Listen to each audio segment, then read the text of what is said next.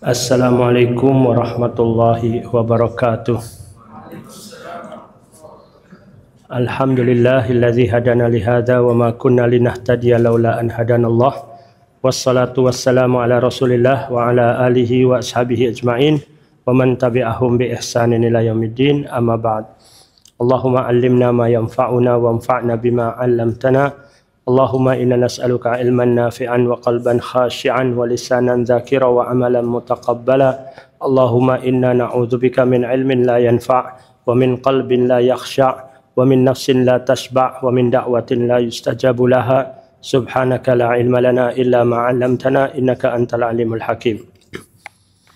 Ya, ikhwan dan akhwati, asatidz dan ustadzat yang saya muliakan, insyaallah kita akan membahas satu tema adab guru dan penuntut ilmu, yaitu dari tulisan Syekh Abdurrahman bin Nasir As-Sa'di rahimahullah.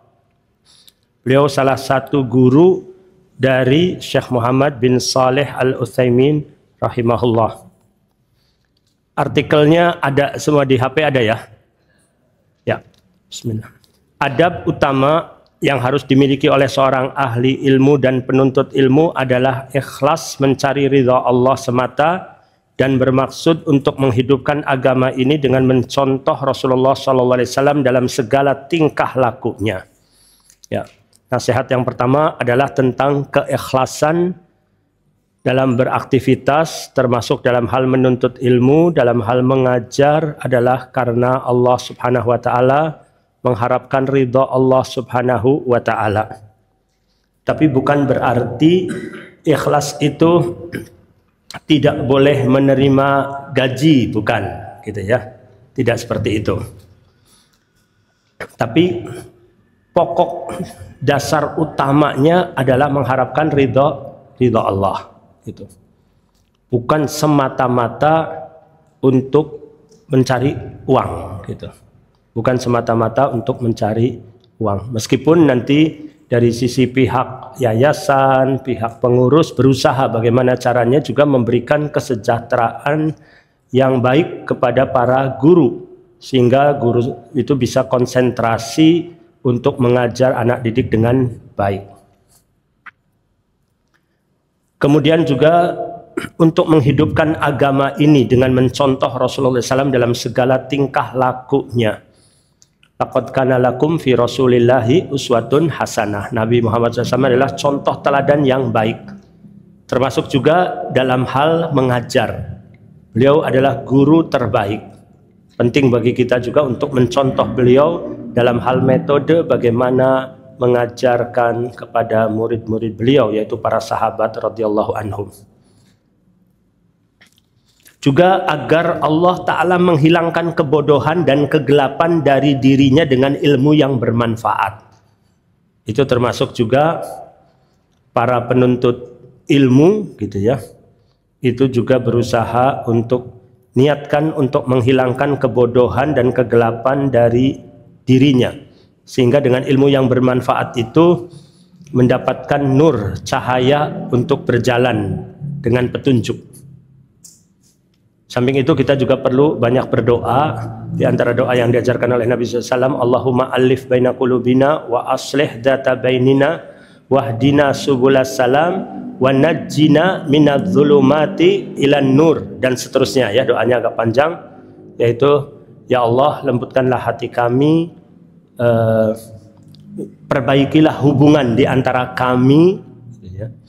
Ini niatkan juga hubungan dalam pengertian interaksi antara suami istri di rumah, interaksi antara sesama guru, interaksi antara guru dan murid, interaksi antara guru, karyawan, dan yayasan, dan seterusnya ya. Wa aslih dzata bainina.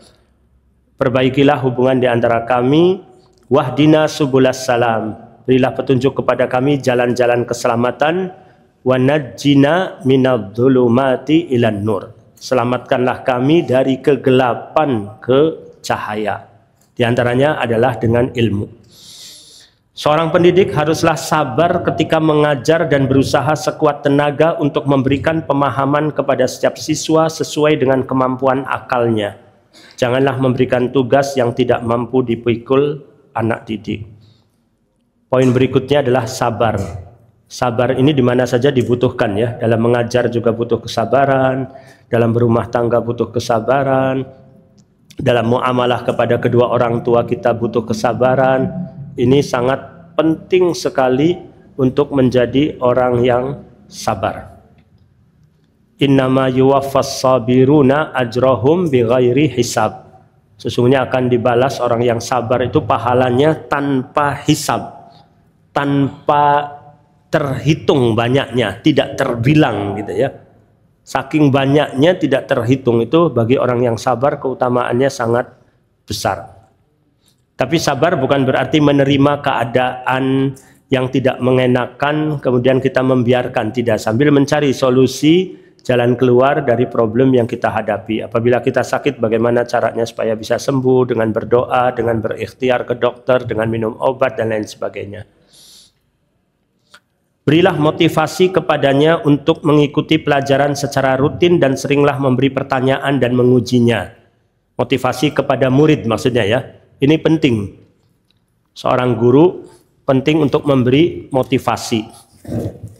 Jangan hanya sifatnya doktrin-doktrin saja, tetapi memberikan motivasi. Di antaranya motivasi itu dengan memberikan pujian. Memberikan pujian. Saya teringat, walaupun ini kasusnya bukan antara guru dan murid ya, tapi antara ayah dan anak. Satu ketika seorang anak menyerahkan rapotnya kepada ayah. Si ayah lihat nilai matematikanya merah. Mungkin nilainya 3 dari 10 gitu ya. Sekarang pakai nilainya berapa dulu? 30 apa 3 per 100 ya. 30 dari 100. Ini yang menceritakan seorang ayah yang menceritakan kepada saya. Tapi udah lama kejadiannya ya. Dia mengatakan si anak ini takut-takut menyerahkan rapot itu. Dia pikir ayahnya akan marah karena rapot matematikanya merah, nilainya 30. Tapi si ayah tenang, tidak panik, tidak gugup, tidak menyalahkan anaknya. Si ayah malah mengatakan, ayah bangga dengan kepadamu. Karena nilai matematika yang merah ini adalah nilai murni, bukan hasil nyontek. Ayah senang dengan anak yang jujur. Itu motivasi kan sifatnya kan. Tinggal kamu perbaiki lagi untuk semester berikutnya, tingkatkan lagi. Dia tidak menuntut yang besar-besar, yang penting tingkatkan ya minimalnya supaya tidak merah lah gitu ya. Si anak ini merasa lega luar biasa, tidak disangka-sangka ayahnya tidak marah. Disitulah dia berniat, bertekad untuk membahagiakan orang tuanya agar semester depan mendapatkan nilai matematika yang terbaik. Alhamdulillah semester berikutnya dia berdoa, bekerja keras, kemudian mendapatkan nilai matematika 90. Itu kan motivasi sifatnya ya. Tapi bayangkan kalau anak itu, kamu dasar bodoh gitu kan, ayah sudah capek-capek cari uang membiayai kamu dan lain sebagainya, itu akan kacau. Nah, termasuk kepada murid pun kita harus berusaha memberi motivasi. Walaupun di hati sih kesal, jengkel gitu, anak malas misalnya kan. Tapi jangan terucap kata-kata malas kamu dan lain sebagainya. Nanti anak akan sudah terpola, ya sudah saya memang orang malas dan lain sebagainya. Tetapi bagaimana caranya supaya dia bangkit, itu penting ya. Memberilah motivasi. Kemudian caranya diantaranya dengan memberi pertanyaan. Itu pertanyaan itu salah satu metode ya. Nabi SAW juga dalam hadis-hadis ketika mengajar itu suka memberi pertanyaan. Berilah motivasi ya. Selain itu juga hendaklah melatihnya untuk mengkaji masalah-masalah tertentu agar mereka dapat menangkap dan menguasai permasalahan dengan menjelaskan hikmah dan tempat-tempat pengambilan dari usul syariat, pengenalan akan usul, kaidah dan contoh-contoh dalam permasalahan dengan berbagai macam ragamnya merupakan salah satu teknik pengajaran yang paling bermanfaat. Ya, ini juga penting bagi kita ketika mengajarkan kepada murid ini. Bagaimana dia memahami secara baik teorinya paham gitu ya. Walaupun nanti contoh soalnya macam-macam berbeda-beda, kalau sudah teorinya paham, menguasai, dia akan bisa menjawab berbagai macam permasalahan atau pertanyaan. Termasuk juga dalam beragama juga begitu. Ajarkan kaedah-kaedah beragamanya yang benar. Nanti menghadapi berbagai problem kehidupan, dia sudah punya pedoman. Dibandingkan orang yang hanya diajarkannya doktrin saja. Nanti setiap ada apa-apa pasti tanya lagi, inginnya selalu didoktrin gitu ya. Ini tidak baik kalau gurunya nanti tidak ada, meninggal, atau dia di tempat yang jauh dari gurunya, nggak bisa komunikasi, sulit untuk bisa. Tapi kalau sudah punya pedoman, dimanapun dia berada, sudah bisa menyelesaikan permasalahan-permasalahan dengan baik. Penuntut ilmu akan bertambah semangat dan bertambah kuat pemahamannya jika merasakan nikmat dalam memahami apa yang ia pelajari dan ketika mendapat kemudahan dalam mencari rujukan. Ya, penting juga bagi guru mengajarkan pelajaran itu supaya murid itu merasakan kenikmatan, senang gitu kan. Contoh saja pelajaran matematika, banyak murid itu tidak suka karena kelihatannya rumit, berat. Tapi kalau kita belajar bagaimana cara menjelaskan, menyampaikannya dengan baik, itu murid yang tadinya paling tidak suka dengan pelajaran matematika jadi paling suka dengan pelajaran matematika. Jadi pengaruh guru ini penting sekali. Maka perlu meningkatkan lagi kita kemampuan bagaimana cara mengajarkan dengan baik supaya mudah dipahami gitu ya. Mungkin berlatih lagi, bertanya lagi kepada guru yang lebih senior lagi, yang lebih punya pengalaman. Itu perlu kita terus belajar. Begitu pula seorang pendidik hendaknya membuka pemahaman siswa dengan sering mengadakan pembahasan dan soal jawab, menampakkan kegembiraan apabila ditanya atau ketika siswa mengutarakan hal-hal yang membingungkan atau apabila siswanya membantah apa yang disampaikannya. Semua itu dalam rangka mengambil manfaat dan mencari kebenaran, bukan untuk membela ucapan yang ia katakan atau untuk mempertahankan pendapat yang ia pegang. Ini bagaimana kita bisa menampakkan kegembiraan apabila ditanya. Sering kita merasa capek, bosan, banyak ditanya oleh murid gitu kan. Kadang suka, aduh kamu banyak nanya gitu dan lain sebagainya. Malah tidak suka. Bagaimana kita berusaha untuk senang ketika ditanya. Senang ketika diajak ngobrol gitu misalnya. Ini butuh kesabaran yang luar biasa. Apalagi kalau seorang guru baru pulang ke rumah dalam keadaan letih, lelah, lapar, dan istrinya banyak ngobrol. Problem lagi masalahnya. Belum bayar listrik, ada tagihan ini dan lain sebagainya yang membuat pusing. Nah, tapi bagaimana caranya kita bisa mengutarakan dengan cara yang lebih baik. Jangan yang menyakitkan hati. Kamu ngobrol lah saja, cerewet dan lain sebagainya, jangan. Tapi bilang, waduh, ini insya Allah obrolan yang menarik, tapi izinkan Bapak istirahat dulu, gitu ya, supaya segar, supaya fresh nanti mendengarkan kamunya dengan semangat, gitu ya, misalnya. Ini butuh seperti itu. Atau kalau kita istri udah panjang lebar cerita, aduh ini kita koma dulu ya, belum titik ini, kita lanjutkan nanti besok. Ayah ini sudah ngantuk berat ini, misalnya. Atau ada tugas yang harus saya selesaikan dulu untuk ngajar besok, insya Allah nanti kita lanjutkan lagi dengan bahasa yang menggembirakan. Jangan yang kita merasa jengkel gitu. Ini rujuknya seorang guru atau apabila ada orang di bawahnya dalam segi ilmu memberitahukan pendapatnya yang salah, hendaklah dia berterima kasih kepadanya dan membahasnya secara bersama-sama dengan maksud mencapai kebenaran. Ini latihan untuk tidak gengsi, tidak tersinggung apabila kita dikritik.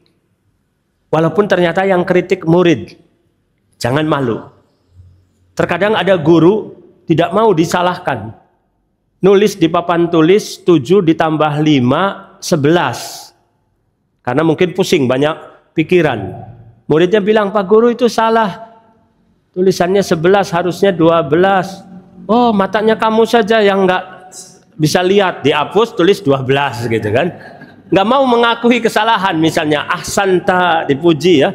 Bagus kamu gitu. Dan ini kejadian ya. Saya menyampaikan ini nih dari obrolan-obrolan orang tua murid, dari keluhan-keluhan murid misalnya ya. Tapi insya Allah tidak banyak guru yang seperti ini. Tapi kita berusaha jangan sampai termasuk yang tidak banyak ini gitu ya. Istilahnya terima kasih, aku nggak apa-apa, namanya manusia bisa khilaf, bisa salah dan lain sebagainya, wajar gitu. Beri semangat. Nah, ini nanti orang akan semangat. Kadang juga murid caranya menegur kitanya juga kurang sopan juga. Nah, kita jangan terus emosi, marah, tapi kita ambil substansinya. Intinya benar dia. Tinggal nanti perlu diarahkan, dibimbing, itu masalah lain, namanya anak-anak belum paham. Gitu. Jangan dimarah, jangan dibentak, jangan. Kita pikirkan anak ini seperti anak kandung saya sendiri, bagaimanalah gitu kan, istilahnya titipan dari para orang tua ini seperti anak kandung sendiri. Kalau kita sangat cinta sama anak kita, meskipun salah saja kita seringnya tidak marah gitu ya. Kurang ajarnya anak malah kita bangga, kadang senang gitu kan. Padahal udah lagi lelah-lelahnya, lagi tidur, dijitak kepala kita. Anak usia mungkin 2 tahun, 3 tahun, tapi kita ngerasa bahagia sekali, nggak marah. Nah, ini anak lain juga, orang lain juga kita upayakan seperti anak kandung kita sendiri. Rujuknya seorang guru kepada pemahaman siswanya yang lebih mendekati kebenaran, lebih menunjukkan kepada keutamaan, ketinggian kedudukan dan kebaikan akhlak serta kemurnian niatnya, yaitu ikhlas mencari ridha Allah. Apabila dia belum sampai pada kedudukan seperti ini, maka biasakanlah diri untuk berbuat demikian dan melatihnya, karena dengan kebiasaan akan menghasilkan kemampuan dan dengan latihan akan meningkatkan derajatnya kepada kesempurnaan. Makanya al-ilmu bit-ta'allum, al-hilmu bit-tahallum gitu kan. Artinya dengan membiasakan. Karena kalau tidak terbiasa ya susah berubahnya. Tapi kalau sudah terbiasa, alhamdulillah jadi ringan. Mungkin antum bisa merasakan ketika baru punya anak 1 dengan ketika punya anak 5 misalnya. Atau anak 2 atau 3. Beda. Anak pertama kita lebih emosional, galak. Anak kecil 2 tahun coret-coret di tembok, kita tegur marah. Malah jangan coret-coret di tembok, malah tambah banyak lagi coretannya. Wah, kepukul saja mainnya anak 1. Tapi setelah lama berinteraksi dengan anak 2, anak 3, lebih santai kita, lebih tenang. Anak coret-coret, ayo nak, sini nak, ayah nih menggambar nih, dialihkan saja. Langsung dia tinggalkan kan, nggak usah pakai pukulan begitu. Nah, ini dengan pengalaman berarti. Pengalaman itu sangat penting. Ada kisah menarik, seorang teman punya anak 1, ketika guling jatuh, bantal jatuh disangka anak. Wah, luar biasa. Tapi ketika anaknya sudah banyak, anak jatuh disangka guling yang jatuh.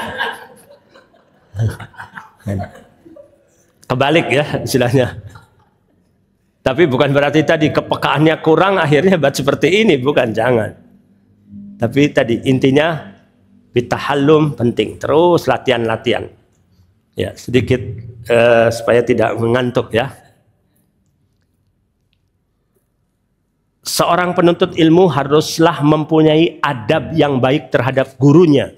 Bersyukur kepada Allah yang telah memudahkan baginya mendapatkan seseorang yang mendidiknya dengan ilmu, padahal sebelumnya ia berada dalam kebodohan. Bersyukurlah kepada Allah yang telah berjasa menghidupkan dari kematian dan membangunkannya. Kita walaupun posisi kita sekarang guru, tapi kita juga pada dasarnya murid juga. Kita punya guru, mungkin ada yang lagi studi, lagi ambil S2 atau apa dan seterusnya, berarti kita juga punya guru ya. Atau mungkin juga pendidikan yang tidak formal juga bisa juga kita memiliki guru yang tidak formal. Berterima kasih kepada Allah yang telah istilahnya mempertemukan kita dengan guru-guru kita yang bisa membimbing kita dengan baik. Kita bersyukur pada Allah. Hendaklah ia mempergunakan kesempatan emas ini dengan mengambil ilmu darinya setiap waktu. Hidup itu adalah kesempatan. Kesempatan itu terkadang tidak datang 2 kali. Jadi ketika ada kesempatan, gunakan kesempatan dengan sebaik-baiknya. Karena terkadang nanti kita membutuhkan sesuatu, ternyata kesempatan itu tidak ada lagi gitu kan. Termasuk juga keberadaan guru misalnya. Seringlah berdoa kepada Allah, memohon kebaikan bagi gurunya baik saat berjumpa dengannya atau pada saat dia tidak ada, karena Nabi SAW bersabda, "Waman sana'a ilaikum ma'rufan fakafi'u fa illam tajidu ma tukafi'unahu fad'ulahu hatta tarau annakum qad kafatumuhu." Hadis riwayat Ahmad, Abu Daud, Nasai, Bukhari dalam kitab Al-Adabul Mufrad dan lain-lainnya. Hadis ini sahih. Ya, intinya minimalnya kita mendoakan kebaikan. Ini penting. Doakan kebaikan kepada orang yang telah berjasa kepada kita. Kedua orang tua kita, guru kita, siapapun. Kita sebutkan namanya tidak apa-apa. Ya Allah, balaslah kebaikan untuk fulan, untuk A, untuk B, dan seterusnya yang telah berjasa dalam hidup kita. Dan mungkin juga kalau secara global, bisa kita secara global maksudnya merangkum, mencakup siapa saja ya, dengan doa Allahumma ahsin man ahsana ilayya. Ya Allah, berilah kebaikan kepada siapa saja yang telah berbuat baik kepadaku. Sudah mencakup semuanya tuh ya, tidak perlu kita sebutkan satu persatu, sudah mencakup. Seorang penuntut ilmu seharusnya bersikap lemah lembut terhadap gurunya dan sopan ketika bertanya. Janganlah bertanya kepada gurunya pada saat guru sedang gusar, penat, atau marah. Ini agar dia tidak mempunyai pemikiran yang menyalahi kebenaran pada saat kacau pikirannya, paling tidak nantinya akan memberikan jawaban yang kurang lengkap. Apabila seorang penuntut ilmu mendapatkan gurunya berbuat kesalahan, janganlah menyebutkan kesalahannya tersebut secara terus terang. Tapi betulkanlah kesalahannya dengan cara bertanya dan bersikap sebagai seorang siswa terhadap gurunya. Hendaklah hal itu dilakukan berulang-ulang sampai terang bagi sang guru mana yang benar. Ini juga penting, adab dalam hal mengoreksi guru. Ya. Tidak langsung terus terang menegur guru bahwa Anda salah, tapi bentuknya bertanya. Seperti tadi kan, 7 tambah 5 ditulis 11. Kalau anak kecil dia jawab, Ustadz salah, gitu kan. Tapi kalau kita sudah dewasa, Ustadz itu berapa ya 7 tambah 5, gitu kan. Oh ya, gitu langsung. Padahal kita tidak menyalahkan kan. Ya, itu lebih ringan bagi guru untuk menerima kritikan secara halus gitu ya, dengan bentuknya bertanya. Ini penting juga, siapa saja, tidak hanya murid mengkritik guru, tapi juga bawahan, mengkritik atasan, istri, mau mengkritik suami, itu harus pandai-pandai, tidak dengan cara menggurui. Gitu ya. Orang seperti ini tidak akan tersinggung apabila pendapatnya dikritik atau ditegur secara langsung. Akan tetapi jarang sekali ada orang yang seperti ini. Hanya dengan taufik Allah dan melatih jiwa untuk menekan gengsi, barulah orang tersebut akan mempunyai jiwa besar untuk mengakui kesalahannya dan merujuk kepada kebenaran. Di antaranya, cara menegur orang juga, termasuk menegur bawahan misalnya ya, menegur murid, sebisa mungkin tidak di hadapan orang lain, tapi secara empat mata. Itu penting. Ada nasihat Imam Syafi'i rahimahullah, berkata, ta'ammadni binushika fimfiradi wa jannibnil nasihata fil jamaah fa innan nusha bainan nasi nau'un minat taubihi la ardastima'ah fa in khalaftani wa asaita qawli falam tajza' idalam tu'tata'ah. Sengajalah menasehatiku ketika aku sendirian. Ta'amadni binusika wajannibni, jauhkanlah aku memberikan nasihat di hadapan orang banyak. Karena sesungguhnya nasihat yang dilakukan di hadapan orang banyak namanya mendiskreditkan, menjelek-jelekan. Aku tidak ridho, tidak suka mendengarnya. Kalau kamu menyalahi apa yang aku sampaikan ini, maka janganlah kamu marah, janganlah kamu kesal, janganlah kamu jengkel kalau nasihatmu itu tidak diterima. Kita memberikan nasihat kan kita ingin agar nasihat kita diterima, tapi karena caranya kita keliru, akhirnya nasihat itu ditolak. Karena tadi manusia punya harga diri, punya rasa gengsi, akhirnya ditolaklah karena cara kita yang kurang baik. Maka kecuali yang darurat ya, yang memang tidak bisa, tidak harus disampaikan di depan umum, itu lain.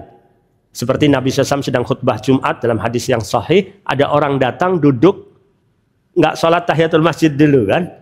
Nabi itu pun nanya, kamu tadi sudah sholat 2 rakaat atau belum? Muqaddimah dulu. Belum ya Rasulullah. Kalau begitu bangun. Padahal Nabi SAW sedang berkhutbah.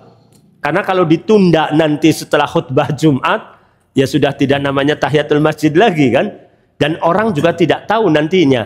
Oh, orang yang duduk langsung berarti tidak apa-apa. Karena Nabi SAW melihat nggak ditegur, kan gitu. Nanti dampaknya buruk. Tapi hukum dasarnya tegur itu secara rahasia. Apalagi yang namanya masalahnya pribadi, yang aibnya pribadi, kesalahan pribadi yang tidak perlu orang lain tahu. Itu akan lebih membekas dan akan lebih diterima. Dan bila perlu juga tanyakan sebabnya. Ada anak yang sering terlambat terus misalnya. Jangan dimarah, jangan langsung dihukum dulu. Tanya mungkin sebab keterlambatannya misalnya. Ternyata dia harus membantu dulu ibunya, mengantar adiknya ke yang lain dan lain sebagainya. Misalnya tinggal bagaimana nanti cari solusinya ketika kita tahu apa penyebabnya. Seorang guru haruslah memperlihatkan kecerdasan dan kemampuan siswanya dalam menerima pelajaran. Dia harus membimbing siswanya dalam menerima pelajaran. Janganlah ia membiarkan siswanya menyibukkan diri dengan buku yang tidak sesuai untuknya. Jika ia membiarkan saja berarti dia tidak memberikan nasihat kepada siswanya. Sesungguhnya ilmu yang sedikit disertai dengan pemahaman dan pengertian lebih baik daripada ilmu yang banyak tapi tidak dipahami dan besar kemungkinannya untuk lupa. Begitu pula ketika ia menyampaikan pelajaran, hendaklah disertai dengan penjelasan yang disesuaikan dengan pemahaman dan daya tangkap siswanya. Janganlah mencampur adukan antara masalah yang satu dengan yang lainnya. Janganlah pindah dari masalah yang satu ke masalah lainnya sebelum materi tersebut dikuasai muridnya dengan baik. Disebabkan antara satu materi dengan materi lainnya saling berkesinambungan, sehingga akan memudahkan bagi siswa untuk memahami materi berikutnya.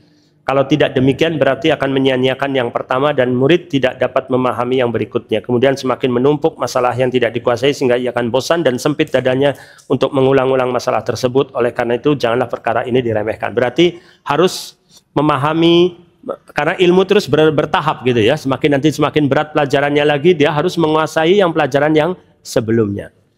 Ada suatu kisah menarik di Amerika ya. Ada seorang anak SD tapi lumpuh, secara fisiknya lumpuh dari ujung kepala sampai ujung kaki lumpuh. Dia warga negara Arab Saudi. Ayahnya sedang ngambil S3 di Amerika, jadi lahir anak di sana, kena suatu penyakit, akhirnya lumpuh total. Tapi anak ini sekolah di sekolah normal, sekolah umum, nggak mau di sekolah luar biasa gitu, tidak mau. Istilahnya apa sih kalau sekolah yang sekolah tapi menerima siswa inklusi ya. Kemudian anak ini sering sesat. Jadi sering tidak masuk sekolah. Berarti kan tidak mendapatkan pelajaran di kelas. Maka wali kelasnya mendatangi rumah anak tersebut untuk mengajarkan pelajaran yang tertinggal. Kemudian ada juga karena anak ini tidak bisa menulis, di tangannya semua lumpuh ya, tangan kaki semua lumpuh, dari kepala ke kaki lumpuh. Tapi pihak sekolah menyediakan seseorang yang membantu Amar, ini namanya Amar, untuk menulis. Tapi bisa bicara. Misalnya ada 5 kali 4 berapa, si Amar tinggal bilang 20, yang menulisnya juru tulisnya gitu ya, disediakan oleh pihak sekolah.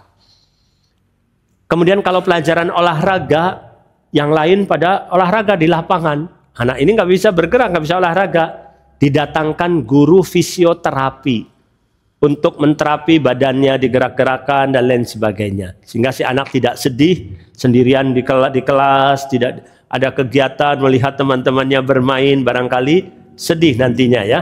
Tapi dilakukan seperti itu. Itu sekedar contoh di negeri kafir yang bukan muslim gitu ya. Tapi bagaimana caranya untuk memberikan pelayanan yang terbaik. Ini juga menjadi PR bagi kita, bagaimana caranya untuk memberikan pelayanan yang terbaik. Memang tidak mesti kalau sekolah belum mampu melaksanakan seperti tadi inklusi, ya bukan berarti wah tidak baik sekolah itu, tidak. Tapi kalau bisa sampai melakukan hal tersebut luar biasa gitu ya. Artinya memberi kesempatan orang yang berkebutuhan khusus untuk belajar, tidak minder. Kalau sama-sama di sekolah SLB semua mungkin sedih dan lain sebagainya, tapi di sekolah bersama teman-teman yang normal, dan itu pun menjadi baik juga bagi yang normal itu supaya bisa merasakan penderitaan orang temannya, punya empati, bersyukur sama Allah atas nikmat sehat. Mudah-mudahan itu ada sisi kebaikannya. Dan perlu juga para guru mengajarkan murid jangan punya sifat membuli teman-temannya, menertawakan teman-temannya misalnya ya. Yang terkadang bahkan menertawakan gurunya. Gurunya nggak ada, berbicara, berjalan dengan langkahnya seperti guru tersebut gitu, memperagakan. Tapi maksudnya untuk bahan tertawaan. Ini akhlak yang kurang baik. Di masa Nabi SAW ada seorang sahabat Ibnu Mas'ud radhiyallahu anhu sedang naik pohon siwak untuk mengambilkan batang siwak kepada Nabi SAW. Terkena angin, pakaiannya itu menyingkap gitu ya, betisnya tersingkap gitu ya, terlihat gitu ya, kena angin. Sebagian sahabat tertawa. Saya menanyakan, kenapa kalian tertawa? Melihat betisnya yang kecil ya Rasulullah gitu. Rasulullah marah. Tidak membolehkan bahwa betisnya beliau itu lebih berat timbangannya daripada gunung Uhud gitu ya. Artinya betis yang digunakan untuk menuntut ilmu, untuk beribadah, untuk berjihad, nilainya sangat besar. Jangan engkau tertawakan kecilnya betis gitu ya. Ini penting juga untuk kita sampaikan, untuk tidak punya sifat menertawakan. Ada anak yang salah jawab ditertawakan dan lain sebagainya, perlu dilatih untuk punya adab yang baik. Seorang guru hendaklah selalu memberikan nasihat kepada siswa semaksimal mungkin. Nah ini, hendaklah selalu memberikan nasihat kepada siswa semaksimal mungkin. Tapi nasihat itu tidak mesti bentuknya, kamu jangan berbuat seperti ini, kamu harus seperti ini. Nggak mesti harus seperti itu. Apalagi kalau anak SMP biasanya nggak suka banyak dinasehati seperti itu. Maka nasihat yang lainnya bentuknya mungkin bisa melalui kisah, cerita, secara tidak langsung adalah sebagai bentuk nasihat kepada siswa. Dia harus bersabar akan kelambanan siswa dalam hal pemahaman. Demikian pula dia harus bersabar atas kelakuan siswanya yang tidak baik atau kurang ajar. Bersabar dengan penuh perhatian dan pemantauan untuk memperbaiki dan meluruskan adabnya. Ya. Jadi anak itu saya yakin di samping punya kekurangan tapi punya kelebihan. Jadi jangan lihat dari satu kekurangannya saja, tapi kita lihat kelebihannya yang lain. Mungkin daya pikirnya lambat, untuk menghitung nggak bisa cepat dan lain sebagainya, tapi dia punya kecerdasan di bidang lain, kecerdasan sosial, kecerdasan yang lain, banyak kecerdasan-kecerdasan itu yang kita perlu gali dan yang kekurangannya perlu diminimalisir atau bahkan dihilangkan kalau memungkinkan, kan gitu istilahnya. Tapi harus diberi motivasi anak itu, jangan dipatahkan misalnya. Kemudian juga tadi ada anak yang kurang ajar dan lain sebagainya, perlu sabar. Saya pernah membaca sebuah buku kisah nyata ya, seorang anak siswa di kelas 5 SD malas, sering tidur di kelas, tidak suka ngerjakan PR. Wali kelasnya ini baru masuk di sekolah tersebut. Tapi dia pelajari rapotnya dari kelas 1 SD. Dia pelajari rapot anak tersebut, ternyata kelas 1 SD-nya nilainya bagus-bagus. Ternyata kelas 2 kurang. Kelas 3 ibunya wafat. Gitu ya. Mungkin awalnya kelas 2 mungkin ibunya sakit-sakitan, kemudian ibunya wafat. Setelah wafatnya ibu baru nilainya jatuh, malas dan sebagainya. Setelah diteliti lagi ternyata ayahnya kurang perhatian terhadap anak ini. Nah, ini berarti akar masalahnya sudah ketahuan. Setelah itu barulah anak itu diberi motivasi, diberi semangat, baru berubah akhirnya semangat belajarnya baik lagi sampai menjadi anak yang cerdas, kemudian menjadi dokter, bahkan punya rumah sakit dan lain sebagainya. Di antaranya jasa dari seorang guru yang cerdas gitu ya, yang bijaksana.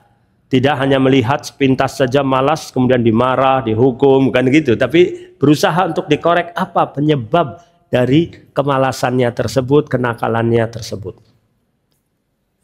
Hendaklah seorang penuntut ilmu duduk dengan sopan di hadapan gurunya, menampakkan kebutuhannya yang sangat kepada ilmu dan mendoakan kebaikan untuknya baik pada saat bertemu ataupun di saat tidak bertemu. Apabila seorang guru sedang memberikan pelajaran atau sedang menjelaskan sesuatu, maka janganlah siswa menampakkan bahwa ia telah mengetahui masalah tersebut, meskipun sebenarnya ia telah mengetahui. Akan tetapi hendaklah ia mendengarkan keterangan gurunya tersebut dengan serius, meskipun dia telah mengetahui sebelumnya.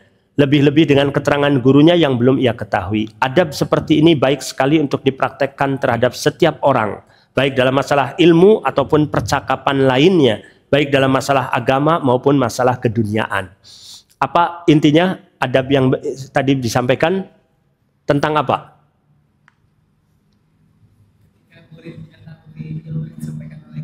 Iya. Ya, jadi adab mendengarkan orang yang berbicara dengan seksama. Siapa saja ya sebenarnya ya. Di akhirnya mengatakan ini adab buat semua. Baik murid yang berbicara, guru juga mendengarkan dengan seksama. Istri yang bicara, suami yang bicara, siapa saja. Apalagi kalau orang tua bicara, ibu bicara, kita sibuk dengan HP, mendengarkannya kurang baik. Nah, ini tidak sopan, gitu kan? Nah, ini kita praktekkan dulu kepada diri kita dan nanti kita sampaikan juga kepada murid-murid terutama, gitu ya. Ada kisah seorang guru punya murid-muridnya sedang bermajelis, ada anak muda datang berbicara kepada guru tersebut. Guru ini mendengarkan dengan seriusnya luar biasa. Setelah anak muda itu pulang, menyampaikan si guru ini kepada murid-muridnya, apa yang disampaikan oleh anak muda tadi, saya sudah tahu sebelum anak muda itu dilahirkan. Jadi apa yang sudah disampaikan saya sudah tahu. Ini si murid belajar, oh berarti adab yang baik, walaupun kita sudah tahu apa yang disampaikan, tapi kita mendengarkannya dengan serius seolah-olah baru pertama kali disampaikan. Termasuk istri kalau berbicara di rumah, curhat, kadang diulang-ulang. Baru kemarin cerita yang sama, mungkin dia lupa, udah cerita. Kitanya udah bosen sudah, bahasanya sih blenek misalnya. Tapi tidak boleh kita mengatakan, kamu ngulang-ulang saja, saya sudah tahu cerita ini, bosen saya, nggak boleh. Kita harus mendengarkan seperti baru pertama kali mendengarkannya. Ini latihan kesabarannya luar biasa kan, capeknya sih luar biasa, tapi itu adab, akhlak. Sehingga orang yang berbicara itu gembira. Ini. Itu penting ya. Apabila sang guru berbuat kesalahan dalam satu hal, maka hendaklah penuntut ilmu menegurnya dengan penuh lemah lembut sambil memperhatikan situasi dan kondisi, jangan mengatakannya engkau telah berbuat salah. Kita ingat waktu saya kecil juga sering diajarkan oleh guru-guru kita, kisah ada seorang tua ke masjid berwudu, wudunya belepotan, salah, nggak ngerti wudu. Ada dua anak kecil kakak beradik. Mau mengajari paman ini supaya wudunya benar. Tapi tidak bilang, wahai paman, paman wudunya salah, kurang adab. Tapi bilang, wahai paman, saya ini kakak beradik, mau mengadakan perlombaan wudu. Tolong paman jadi juri ya, siapa di antara kami berdua yang lebih baik wudunya. Oh ya silahkan gitu. Dua-duanya wudu dengan baik. Baru si paman paham, ini lagi ngajarin saya gitu kan. Karena saya tidak paham. Tapi kan halus gitu, itu penting. Kita harus mengajarkan anak-anak didik kita ini juga orang-orang yang halus adabnya, caranya ketika nanti menegur orang tua, menegur orang lain dan lain sebagainya gitu ya. Tapi prakteknya kalau ada anak kecil negur kitanya kurang sopan, kembali lagi maklumi, jangan tersinggung gitu ya. Di halaman berikutnya lagi, di paragraf berikutnya saja ya, kita enggak. Sebagaimana hal tadi merupakan keharusan sikap penuntut ilmu terhadap guru, maka haruslah bagi seorang guru apabila berbuat kesalahan agar merujuk kepada kebenaran, meskipun sebelumnya ia telah menyampaikan satu pendapat, kemudian terbukti bahwa pendapat tersebut salah, maka ia tidak segan-segan untuk rujuk kepada kebenaran, karena sikap kesatria tadi merupakan tanda keadilan dan kerendahan hatinya terhadap kebenaran, baik yang datang dari anak kecil maupun orang dewasa. Ya. Sering diulang-ulang ya oleh penulis ini materinya, maksudnya supaya kita juga selalu ingat. Sebagaimana Al-Quran juga sering adanya pengulangan-pengulangan gitu ya.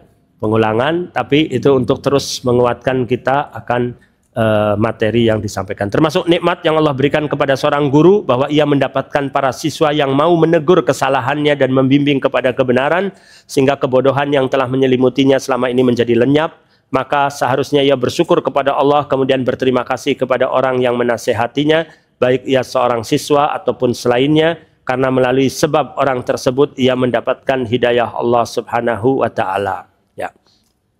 Ada pelajaran penting yang ingin saya sampaikan pada antum semua, insya Allah bermanfaat dalam kehidupan. kita ini perlu mengubah sudut pandang atas kejadian yang tidak mengenakan kita, tapi dari sudut pandang yang lain sehingga nanti hasilnya positif dan kita jadi enteng gitu ya. Bukan berarti kita membiarkan kesalahan atau hal yang terjadi tadi bagi pihak lain, tapi intinya kita berusaha selalu mengambil hikmah. Di antara contoh ada kejadian di Saudi Arabia, kisah nyata ya, seorang anak lulusan SD dari keluarga miskin, akhirnya dia tidak melanjutkan sekolah SMP-nya. Dia bekerja di perusahaan minyak, tapi bagian pesuruh, pekerja kasar gitu ya, hanya disuruh-suruh untuk mengantarkan surat dan lain sebagainya di luar. Karena terik matahari, lagi sedang musim panas, anak ini masuk ke ruangan karyawan, mau minum, ambil air minum dari dispenser gitu ya. Tapi ditegur oleh insinyur dari negara bukan muslim ya, dia juga bukan muslim juga, ditegur dengan keras. Ini dispenser hanya untuk para insinyur saja yang boleh minum di sini. Selain insinyur, minum dari luar, pergi gitu, dengan bahasa yang kasar. Pasti sedih lah anak itu, diusir karena bukan insinyur gitu kan, sedih. Tapi dia tidak terpuruk atau putus asa atau sedih yang berlebihan. Tapi itu jadi cambuk bagi dia, wah saya juga ingin jadi insinyur supaya boleh minum dari air dispenser. Tapi saya bekerja, udah saya mau sekolah sore, sekolah malam, ambil paket C kalau sekarang ya.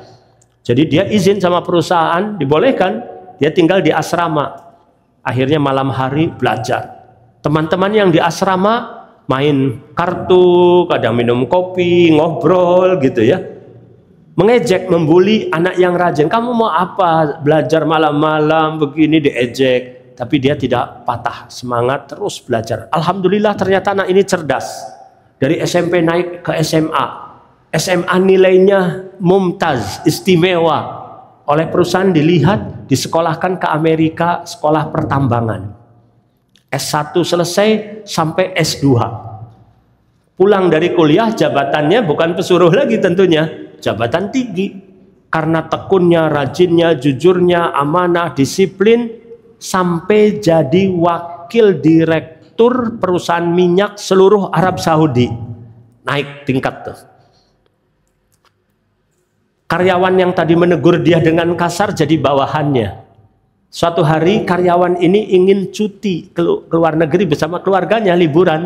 Izinnya harus sama dia. Aduh, karyawannya ini ingat juga dulu lagi dia SD dulu pernah ditegur dengan kasar mungkin 10 tahun yang lalu gitu kan. Atau mungkin lebih ya. Ya, lebih mungkin dari 10 tahun ya, 3 tahun, misalkan 4 tahun sudah 10, S2-nya berapa tahun gitu ya, udah lebih.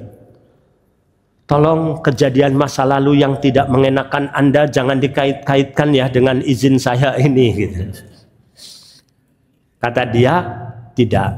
Saya bekerja secara profesional. Anda memang sudah dapat jatah cuti bersama keluarga, saya setujui tanda tangan, nggak masalah. Bahkan dalam kesempatan ini saya ingin berterima kasih kepada Anda. Dengan sebab sikap kasar Anda waktu dulu menjadi cambuk bagi saya untuk semangat belajar. Mungkin kalau tidak ada kejadian tersebut, saya nggak berpikir untuk sekolah lagi, tapi Allah menghendaki kebaikan insya Allah untuk saya dengan adanya kejadian yang tidak mengenakan tadi, gitu kan. Sampai akhirnya beliau diangkat menjadi Menteri Pertambangan. Ya. Ini sekedar contoh ya, artinya menyikapi hal yang tidak mengenakan itu dari sudut pandang yang lain jadi enak. Ya, nanti mungkin saya minta juga contoh-contoh dari antum, apa saja nih contoh-contoh kejadian yang tidak mengenakan dipandang dari sudut pandang yang lain, ini juga bisa nanti jadi bahan ceramah bagi saya. Di antara hal yang paling agung yang harus dimiliki para ahli ilmu, penuntut ilmu adalah mempraktekkan apa yang ia sampaikan tentang akhlak yang terpuji dan membuang segala akhlak yang hina. Jadi kita juga ketika mengajarkan teori berusaha untuk sesuai dengan apa yang kita sampaikan. Jadi ini penting, konsekuensi kita dengan apa yang kita sampaikan, dengan apa yang kita lakukan di luar kelas, di luar rumah, ini penting. Anak didik akan menilai kalau kita berbicara tapi tidak konsekuen, nanti akan kurang pengaruhnya. Seorang ayah melarang anaknya merokok, tapi dianya merokok, gitu kan? Maka bagi si anak tidak jadi berat untuk akhirnya dia belajar, ayah saya saja merokok misalnya, gitu ya, contoh. Ini penting. Jangan sampai seorang guru atau ayah ini lupa. Ada seorang ayah misalnya keras sekali melarang anaknya minum tangan kiri, dimarah. Minum sambil berdiri, dimarah. Keras sekali. Tapi akhirnya dia sendiri lalai. Di luar, minum sambil berdiri. Ada temannya, si anak ini melihat, laporan ke anak itu. Ayah kamu tadi minum berdiri. Ah, nggak mungkin, mustahil gitu. Demi Allah, saya lihat gitu. Wah, kacau sekali anak itu. Langsung kecewa gitu kan dengan sikap ayahnya tadi misalnya. Ini sekedar contoh. Bisa diterapkan juga nanti guru gitu kan kalau tidak sesuai antara apa yang diucapkan dengan perbuatan. Mereka adalah orang-orang yang paling utama untuk menjalankan kewajiban, baik kewajiban lahir maupun kewajiban batin, dan meninggalkan segala hal yang haram dikarenakan mereka memiliki keistimewaan berupa ilmu pengetahuan yang tidak dimiliki oleh selain mereka. Ya. Juga dikarenakan mereka adalah teladan manusia. Manusia pada dasarnya selalu mencontoh ulama mereka dalam kebanyakan urusan baik diakui atau tidak. Juga dikarenakan protes dan kecaman atas mereka apabila perbuatan mereka bertentangan dengan apa yang telah mereka katakan. Kecaman terhadap mereka jauh lebih besar daripada kecaman yang dilontarkan kepada selain mereka dalam perbuatan. Jadi beda kesalahan seorang guru dengan kesalahan orang pada umumnya yang lain berbeda, karena guru ini benar-benar seorang teladan gitu ya. Istilahnya boleh dikatakan sebagai public figure gitu. Maka perlu lebih lagi menjadi contoh yang baik. Para salafus soleh juga memperoleh ilmu dengan mempraktekkan ilmu tersebut. Apabila ilmu itu diamalkan maka akan membekas dan bertambah serta banyak barokahnya. Sebaliknya apabila ilmu tersebut tidak diamalkan maka akan hilang dan tidak membawa keberkahan. Ruh ilmu dan kehidupannya adalah dengan mengamalkannya, dengan akhlak yang terpuji, dengan mengajarkannya, memberi nasihat. Tidak ada daya serta upaya kecuali dengan pertolongan Allah yang maha tinggi dan maha agung.